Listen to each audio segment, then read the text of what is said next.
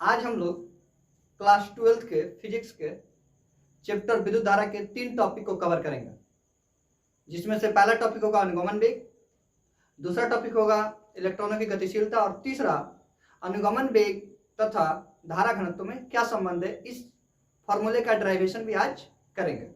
जिन्होंने अब तक हमारे चैनल को सब्सक्राइब नहीं किया है वो कर लें। तो चलिए आइए समझते हैं कि अनुगमन वेग क्या है। तो सबसे पहले एक चालक लेते हैं, ठीक है। ये एक चालक हो गया बच्चों।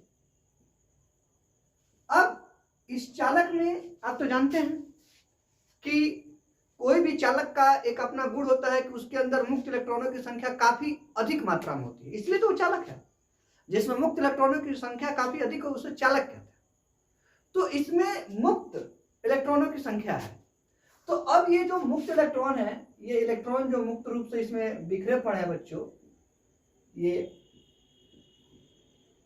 अब आपको क्या लगता है कि चालक अगर किसी बैटरी से किसी बाह्य विद्युत क्षेत्र से कनेक्ट नहीं है तो क्या ये मुक्त इलेक्ट्रॉन चलते होते नहीं होंगे? चलते हैं बच्चों, ये उस समय भी चलते हैं।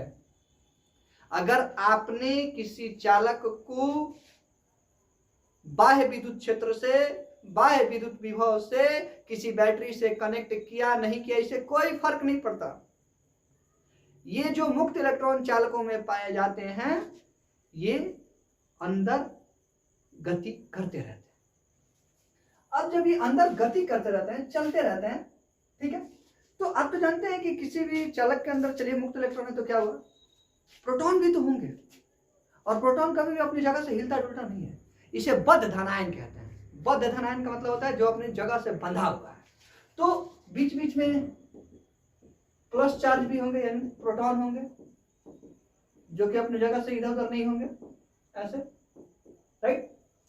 अब क्या होगा कि जब यह इलेक्ट्रॉन अपने जगह से गति करते हुए आगे बढ़ेंगे तो जाके इन धनायनों में टकरा जाएंगे, राइट।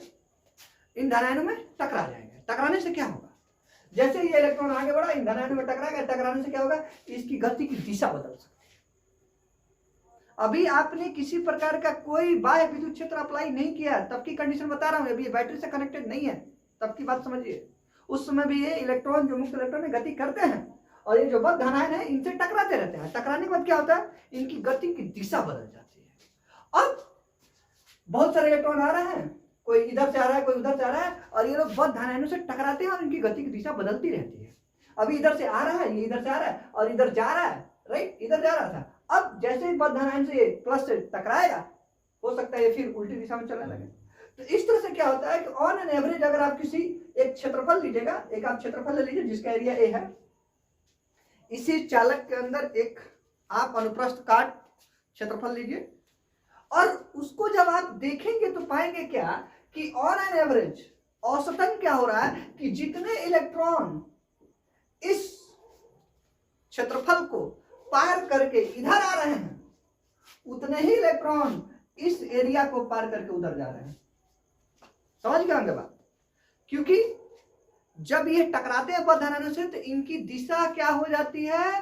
पहले की अपेक्षा चेंज होने की चांसेस रहती है, बदल जाती है। जिससे क्या होता है कि किसी भी, ये कोई जरूरी की तरह से गया इधर ये एकदम चलता चल जाएगा, ये इधर भी टकराने के बाद प्लस ये बद्ध धनायनों से टकराने के बाद ये उल्टा भी आ सकता है। जो इधर आ रहे हैं वो हो सकता है उल्टा जा सकते हैं। तो इस तरह से क्या होता है कि ऑन एन एवरेज औसतन जब देखा जाता है तो एक अनुप्रस्थ काट क्षेत्रफल से एक तरफ जाने वाले इलेक्ट्रॉनों की जितनी संख्या होती है उसके विपरीत, यानी उसकी उल्टी दिशा में उसी अनुप्रस्थ काट क्षेत्रफल से जाने वाले इलेक्ट्रॉनों की भी उतनी ही संख्या होती है। इस तरह से क्या होता है? दोनों एक दूसरे के इफेक्ट को काट देते हैं बच्चों, दोनों एक दूसरे के इफेक्ट को काट देते हैं। और इस तरह से अब आप सोच रहे होंगे कि मैंने ही पढ़ा है कि आवेशों के चलने से विद्युत धारा बनती है, और यहाँ इलेक्ट्रॉन पे आवेश होते हैं और ये चल रहे हैं तो विद्युत धारा तो बन रही होगी बिना बैटरी लगाए। लेकिन अभी आपको मैंने क्या बताया कि जितने इलेक्ट्रॉन इस अनुप्रस्थ काट क्षेत्रफल से उधर जा रहे हैं, एक तरफ जा रहे हैं, उतने ही संख्या में दूसरी तरफ भी जा रहे हैं, क्योंकि कोई इनको एक दिशा में चलाने वाला नहीं है, क्योंकि बैटरी से कनेक्टेड तो है नहीं। अब इससे क्या होगा कि ये दोनों एक दूसरे के प्रभाव को काट देते हैं, और इस तरह से ऑन एन एवरेज जो विद्युत धारा होती है वो क्या हो जाती है? शून्य हो जाती है। क्या हो जाती है बच्चों? शून्य हो जाती है। इसीलिए जब तक आप किसी चालक को बाह्य विद्युत क्षेत्र से नहीं जोड़ते हैं तो उसमें इलेक्ट्रॉन के गति मान होते हुए, इलेक्ट्रॉन के चलने के बावजूद, आवेशित कण के चलने के बावजूद भी उसमें किसी प्रकार की विद्युत धारा दिखाई नहीं देती है। इसका आंसर यही है क्योंकि बिना बाह्य विद्युत क्षेत्र के, बिना बैटरी से कनेक्ट किए हुए चालक के अंदर जब मुक्त इलेक्ट्रॉन चलते हैं तो बद्ध धाराओं से टकराने के बाद इनकी दिशा बदलती रहती है, इधर उधर होती रहती है। और इस तरह से अगर किसी अनुप्रस्थ काट क्षेत्रफल को उठा के देखे चालक के अंदर, तो उससे एक तरफ की दिशा में, एक तरफ इधर पार करने वाले जितने इलेक्ट्रॉन होंगे उतने ही इलेक्ट्रॉन इधर पार करने वाले, और दोनों एक दूसरे के इफेक्ट को, प्रभाव को काट देगा। इसलिए नेट विद्युत धारा इसमें बनती ही नहीं है।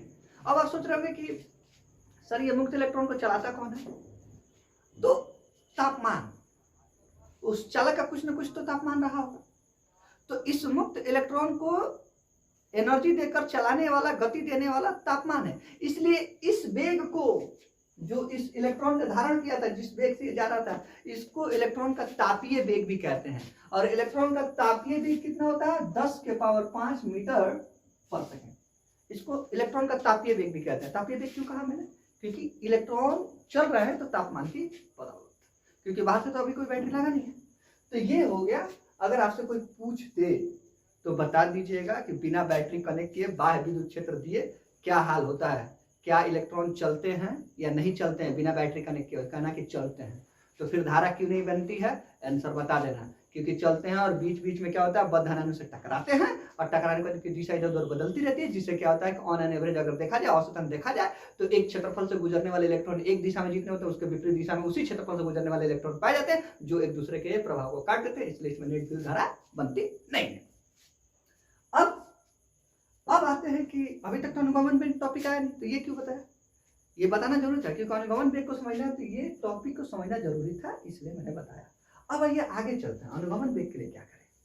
अनुगमन वेग के लिए अब आप एक काम कीजिए, इसी चालक में, फिर से मैं इस चालक को बना लेता हूं थोड़ा फ्रेश, ताकि अच्छे समझ में आए बच्चों। इसी चालक में अब आपको क्या करना है बच्चों कि आपको एक बैटरी कनेक्ट कर देना है, राइट? अब ये बैटरी जो आप कनेक्ट करेंगे, तो बैटरी के कनेक्शन की वजह से चालक के अंदर क्या हो जाएगा? एक विद्युत क्षेत्र स्थापित हो जाएगा।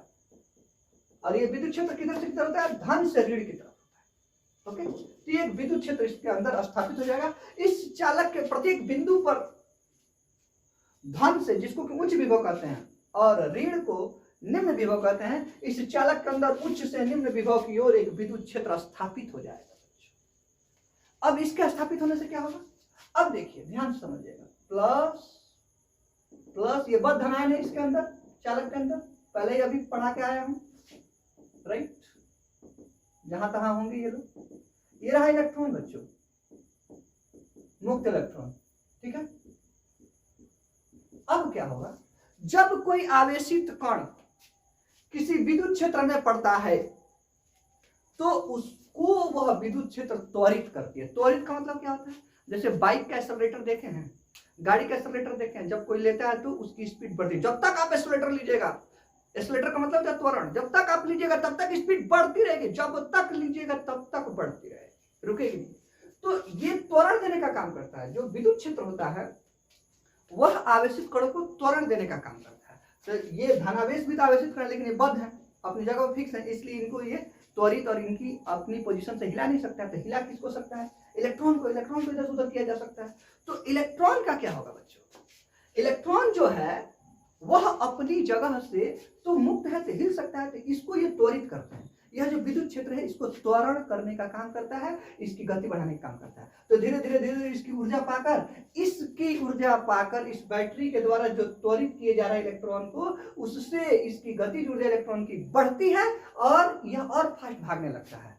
और इलेक्ट्रॉन किसी भी विद्युत क्षेत्र में किधर जाता है? विद्युत क्षेत्र के विपरीत दिशा में भागता है। चैप्टर नंबर 1 में विद्युत क्षेत्र में पढ़ाया गया है कि इलेक्ट्रॉन हमेशा विद्युत क्षेत्र के विपरीत दिशा में, यानी अगर विद्युत क्षेत्र इधर है तो इलेक्ट्रॉन इधर जाएंगे, तो जाते हैं। फिर ये क्या करते हैं? धनावेशों से अभी भी तो टकराएंगे, धनावेशों से टकरा जाते हैं, राइट?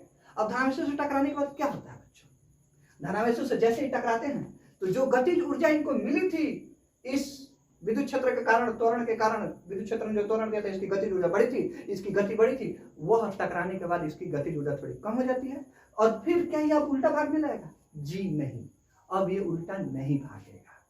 क्योंकि अब ये जो बाह्य विद्युत क्षेत्र है इस पर एक बल हमेशा अपने दिशा के बाह्य विद्युत क्षेत्र की जो दिशा उसके उल्टा लगाए हुए है, इसलिए अब यह इलेक्ट्रॉन को उल्टा जाने नहीं देगा। लेकिन इलेक्ट्रॉन का हुआ क्या, टकराने के बाद इसकी ऊर्जा कुछ नुकसान हो गई और ये फिर धीरे हो गया, फिर आगे बढ़ेगा तो फिर त्वरित होगा कुछ, तो फिर कोई धनावेश मिलेगा, फिर उससे टकरा जाएगा, टकराने के बाद फिर इसकी गतिज ऊर्जा जो मिली थी, जो त्वरण के द्वारा मिला था, वो फिर कम हो जाएगा। तो इस तरह की प्रक्रिया चलती रहेगी। लेकिन यह धीरे धीरे अब तो उल्टा नहीं आ सकता। क्यों नहीं आ सकता? कोई पूछेगा कि अब उल्टा क्यों नहीं आ रहा? क्योंकि बता देना कि अब जो बाह्य विद्युत क्षेत्र है वह इस पर एक बल हमेशा सदैव अपने बाह्य विद्युत क्षेत्र की दिशा के उल्टी दिशा में लगाए हुए है, इसलिए अब यह पीछे आने का सवाल ही नहीं है। इसलिए जब इस टकराने पर इसकी ऊर्जा कम भी होती है, इसकी गति कम भी होती है, फिर भी यह आगे की ओर बढ़ता है। यानी इससे क्या आपको समझ में आया कि अब इलेक्ट्रॉन, अगर यहाँ पे कोई आप एक अनुप्रस्थ काट क्षेत्रफल ले लें, तो अब बताओ कोई इलेक्ट्रॉन ऐसा होगा जो उल्टी दिशा में इधर आ जाए? अब कोई भी इलेक्ट्रॉन होगा, चाहे वो तेज जाए चाहे धीरे जाए, वो हमेशा इस अनुप्रस्थ काट क्षेत्रफल को विद्युत क्षेत्र की विपरीत दिशा में इधर पार करता हुआ नजर आएगा। कोई है जो इसके इफेक्ट को काटने के लिए उल्टा पार करते हैं? नहीं, क्योंकि अब इलेक्ट्रॉनों पर एक बाह्य बल विद्युत क्षेत्र के द्वारा स्थापित किया गया है जो कि इस दिशा में है, इसलिए इलेक्ट्रॉन को पीछे जाने ही नहीं देगा। अब तो इससे क्या हुआ, बैटरी लगाने का पहला फायदा यह हुआ कि इलेक्ट्रॉन एक दिशा में मूव करने लगे। जो इलेक्ट्रॉन पहले बिना बैटरी के जो सिचुएशन मैंने दिखाई उसमें अलग अलग दिशाओं में जब मन करता था, जिधर मन करता था उधर भाग जाते थे, जिससे नेट विद्युत धारा जीरो हो जाती थी चलने के बावजूद भी। लेकिन अब क्या, इधर उधर जा सकते नहीं जा सकते। तो इससे एक फायदा हुआ बैटरी लगाने से, बाह्य विद्युत क्षेत्र लगाने से, कि इलेक्ट्रॉन एक दिशा में चलने लगे। ओके, अब कभी फास्ट जा रहे हैं, कभी टकरा के स्लो हो जा रहे हैं। इसीलिए ऐसे कंडीशंस जब आप वेग को नापने जाए तो कहीं पे फास्ट और फिर टकरा के कहीं स्लो हो जाए, राइट। इसलिए ऐसे कंडीशन हमेशा औसत लिया जाता है। क्या लिया जाता है? औसत लिया जाता है, वेगों का औसत। ठीक है, क्योंकि आप एक वेग नहीं बता सकते, क्योंकि कहीं फास्ट है कहीं स्लो हो जा रहा है, टकराने पर स्लो हो जा रहा है। जब तक नहीं टकरा रहा तब तक त्वरण से फास्ट होते जा रहा है, फिर टकरा रहा तो स्लो हो जा रहा है, तो आप कौन सा एक वेग बताएंगे? नहीं ना बता पाएंगे। इसलिए ऐसी स्थिति में एक औसत वेग लिया जाता है। तो आप लिख सकते हैं अनुगमन वेग के बारे में, राइट। क्या बोल सकते हैं कि किसी भी चालक के जब बैटरी से जोड़ा जाता है या बाह्य विद्युत क्षेत्र उस पर लगाया जाता है, तो उस स्थिति में चालक के अंदर के इलेक्ट्रॉन एक दिशा में एक औसत वेग से चलने लगते हैं।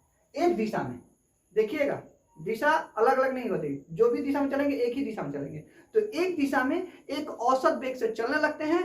इसी औसत वेग को अनुगमन वेग कहते हैं।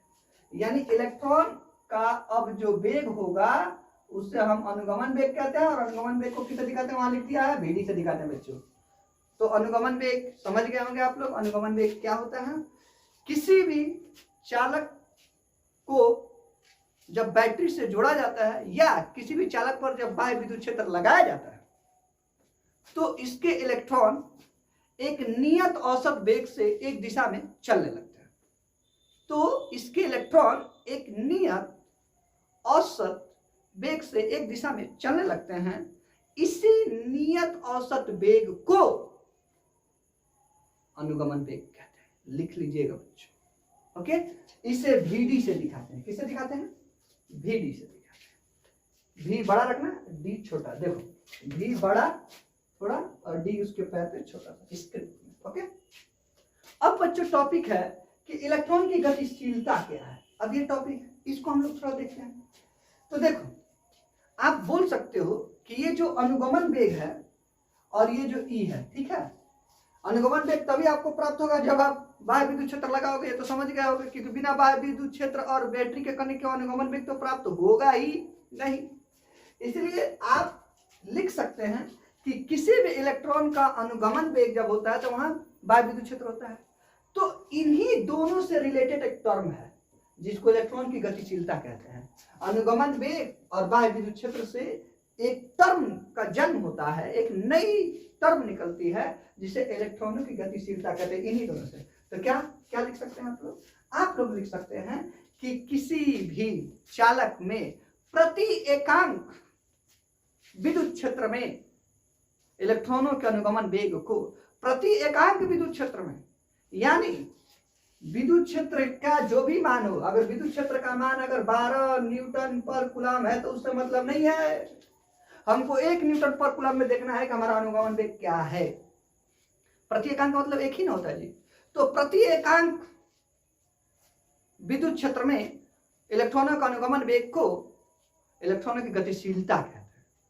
यानी इलेक्ट्रॉनों की गतिशीलता बहुत सिंपल है। इलेक्ट्रॉनों की गतिशीलता का मतलब हो गया कि आप हमेशा 1 न्यूटन पर कूलम, यानी आप विद्युत क्षेत्र का मान 1 लेंगे, और जब विद्युत क्षेत्र का मान 1 है तब जाके देखेंगे कि मेरा अनुगमन वेग क्या है। तो जब विद्युत क्षेत्र का मान 1 होगा, 1 न्यूटन पर कूलम होगा, 1 वोल्ट पर मीटर होगा, तो आप समझ लीजिएगा कि 1 वोल्ट मीटर है या 1 न्यूटन पर कूलम अगर विद्युत क्षेत्र का मान है, और उस समय जो भी अनुगमन वेग निकल कर आएगा आपके सामने, उस समय अनुगमन में जो भी होगा वही इलेक्ट्रॉनों की गतिशीलता होगी। यानी इलेक्ट्रॉनों की गतिशीलता भी बहुत क्लियर कट है कि प्रति एकांक कौन एकांक लेना है, विद्युत क्षेत्र या अनुगमन वेग, विद्युत क्षेत्र। प्रति एकांक विद्युत क्षेत्र में इलेक्ट्रॉनों का अनुगमन वेग को ही इलेक्ट्रॉनों की गतिशीलता कहते हैं। ये भी आप लोग लिख लेंगे प्यार से, लास्ट टाइम मैं बोल देता हूं, प्रति एकांक विद्युत क्षेत्र में इलेक्ट्रॉनों के अनुगमन वेग को इलेक्ट्रॉनों की गतिशीलता कहते हैं। इसे म्यू से दिखाते हैं। किससे दिखाते हैं बच्चों? म्यू से। चूंकि इलेक्ट्रॉन का है तो म्यू ई लिख सकते हैं, इलेक्ट्रॉन की गतिशीलता, E for electron, mu for गतिशीलता। म्यू से दिखाते हैं। तो म्यू बराबर क्या लिख सकते हैं? जो एकांक होता है, प्रति एकांक कौन है प्रति एकांक? विद्युत क्षेत्र है, तो वो कहाँ रहता है? नीचे। ओके, और प्रति एकांक विद्युत क्षेत्र में आप क्या निकालना चाहते हैं? इलेक्ट्रॉनों का अनुगमन वेग, उसी को ना इलेक्ट्रॉन गतिशीलता कहते हैं। तो जो निकालते हैं, जो होता है वो कहाँ होता है? ऊपर। यानी देखिए आपको इलेक्ट्रॉनों की गतिशीलता का फॉर्मूला भी आ गया कि म्यू ई बराबर VD अपॉन ई, VD अपॉन ई। ओके, ये इलेक्ट्रॉनों की गतिशीलता का फॉर्मूला है बच्चों। अब हम लोग पढ़ेंगे बच्चों कि अनुगमन वेग तथा धारा घनत्व में संबंध क्या है। ये एक डेरिवेशन है। तो इसको समझने के लिए सबसे पहले हम लोग एक चालक लेते हैं। माना कि एक चालक है, राइट, जिसकी टोटल लेंथ बच्चों L है, राइट, और इसका अनुप्रस्थ काट क्षेत्रफल कितना है? A है। इसको हमने एक बैटरी से कनेक्ट कर दिया बच्चों, राइट, तभी तो अनुगमन वेग होगा, क्योंकि बिना बैटरी के कनेक्ट किया अनुगमन वेग तो होता नहीं है। आप तो जानते हैं, अभी कुछ देर पहले आपको पढ़ा के आया गया है। तो अब इसके अंदर का जो इलेक्ट्रॉन होगा वह एक नियत,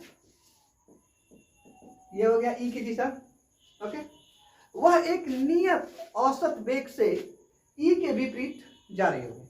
तो मान लीजिए कोई इलेक्ट्रॉन है, वह नियत औसत वेग से ई के विपरीत जा रही है, तो उस वेग को क्या बोलेंगे? VD तो बोलेंगे, अनुगमन वेग VD से दिखाते हैं। अब हमको सिद्ध करना है कि अनुगमन वेग यानी VD और धारा घनत्व यानी J में क्या संबंध है। तो माना कि प्रति एकांक आयतन में इलेक्ट्रॉनों की संख्या n है। ये मैंने मान लिया। मैंने माना है कि प्रति एकांक आयतन में, यानी प्रति एकांक 1 मीटर क्यूब आयतन की बात हो रही है, प्रति एकांक आयतन में इलेक्ट्रॉनों की संख्या कितनी है? n है। ओके, अब हम पूरे इस चालक का आयतन निकाल लेते हैं ताकि पता चले कि पूरे चालक में कितने इलेक्ट्रॉन है, मुक्त इलेक्ट्रॉन। तो किसी भी, ये चालक एक आपको बेलन की तरह दिख रहा होगा, और बेलन का आयतन का फॉर्मूला क्या होता है? किसी भी चीज का आयतन का फॉर्मूला होता है उसका आधार का क्षेत्रफल गुणे उसकी ऊंचाई या लंबाई। ओके, तो चालक का आयतन,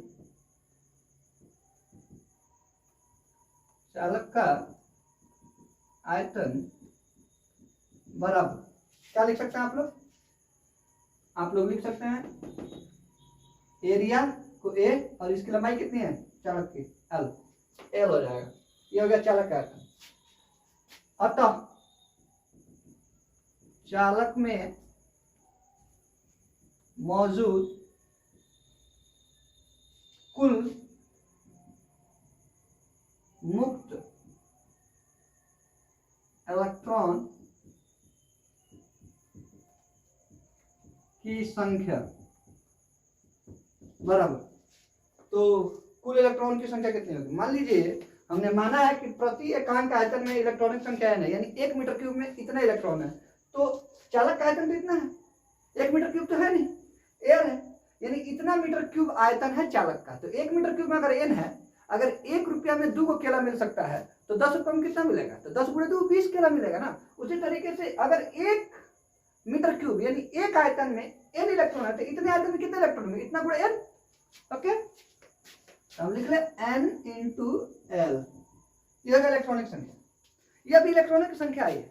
ओके, तो कुल आवेश कितने होंगे ये भी देखते हैं कि आवेश कितना होगा। इलेक्ट्रॉनों की संख्या निकली, आवेश नहीं। एक इलेक्ट्रॉन पर आवेश होता है E, तो इतने इलेक्ट्रॉन पर कितने आवेश होंगे, तो कुल आवेश Q बराबर क्या हो जाएगा, NaLe, ये हो जाएगा कुल आवेश। अब माना कि ये आवेश T समय में चालक से पार कर जाता है। अब बताइए, ये टोटल Q आवेश T समय में चालक से पार कर जाते हैं, तो धारा कितनी होगी। I का फॉर्मूला क्या होता है, I इक्वल टू होता है जितने आवेश पार कर रहे हैं और जितने समय में। तो आवेश Q पार कर रहे हैं और समय कितना लग रहा है T, तो Q अपॉन T, I बराबर Q अपॉन T। अब वैल्यू ला के पुट करता हूं, I बराबर Q की जगह क्या लिख सकते हैं, लिख सकते हैं NaLe अपॉन T, लिख दिया। अब बच्चों जरा सोचो, यह जो इलेक्ट्रॉन है कितने लेंथ को तय कर रहा है, कितनी दूरी तय कर रहा है, इलेक्ट्रॉन ऐसे चल रहा है, कितनी दूरी तय कर रहा है L, और कितना समय लिया है T। तो दूरी बट्टा समय को क्या कहते हैं, 11th में पढ़ा होगा, दूरी बट्टा समय को क्या कहते हैं, औसत वेग ही तो कह सकते हैं, औसत चाल ही तो कह सकते हैं। दूरी बट्टा समय औसत वेग औसत चाल होता है, यानी L अपॉन T को, ये जो L अपॉन T है बच्चों, ये L अपॉन T, तो L दूरी को दिखा रहा है और T समय को, तो L अपॉन T को क्या लिख सकते हैं, औसत वेग लिख सकते हैं, जिसको हमने किससे दिखाया, वेडी से। ओके, तो याद रखिएगा L अपॉन T को हम लोग वेडी कह सकते हैं। ओके, मैं फिर इसको लिख देता हूँ NaLe अपॉन T। I बराबर NaVDE,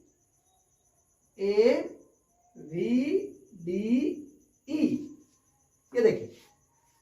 अब मैं यहां लिख देता हूं क्यों, चूंकि Vd बराबर L अपॉन T, क्योंकि ये वेग है, वेग बराबर होता है दूरी बटा समय, तो L दूरी है, इलेक्ट्रॉन को तो तय की गई दूरी L है, क्योंकि इलेक्ट्रॉन ऐसे चल रहा है तो यही तो दूरी तय करेगा कि ऐसे करे, ये वाली दूरी तय करेगा, ऐसे थोड़ा चल रहा है, ऐसे चल रहा है, तो ये दूरी तय किया है L, और समय कितना लिया है T।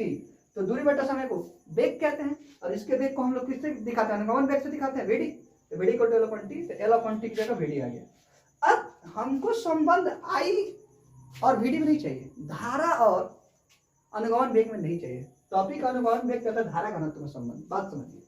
वैसे बोर्ड में कभी कभी धारा और अनुगमन वेग में संबंध पूछ देता है, धारा और अनुगमन वेग में संबंध पूछेगा तो ये आंसर हो जाएगा। ओके, धारा और अनुगमन वेग में संबंध पूछेगा, ये आंसर होगा। इस पे कितने सारे न्यूमेरिकल बनते हैं, तो इस फॉर्मूले को भी आप याद रखिएगा।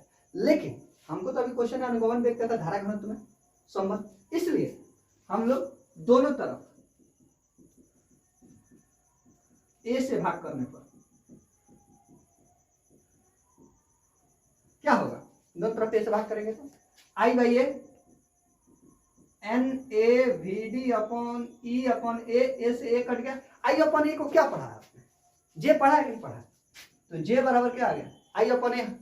पिछले लेक्चर में पढ़ाया गया था, नहीं पढ़े हो तो पिछला लेक्चर देख लेना, पार्ट 1 विद्युत धारा का, वहां पढ़ाया गया था कि धारा बट्टा क्षेत्रफल बराबर होता है धारा घनत्व। तो इसकी जगह हम ये लिख सकते हैं, और ये क्या आ गया, N सजा दो थोड़ा, EVD, NVDE बचा तो थोड़ा सजा दिया, NEVD, ये हो गया धारा घनत्व और अनुगमन वेग में संबंध। ये भी फॉर्मूला आपको याद होना चाहिए, और ये भी, दोनों में से कोई भी बोर्ड में ये डेरिवेशन करने को आपसे पूछा जा सकता है, तो ये बोर्ड के लिए काफी इंपॉर्टेंट है, ये डेरिवेशन आ सकता है, या तो धारा और अनुगमन वेग में संबंध पूछ दे, या धारा घनत्व और अनुगमन वेग में संबंध पूछ दे, ये दोनों में से कुछ भी आ सकता है, याद रखिएगा। ओके बच्चों, कर लेंगे, थैंक यू।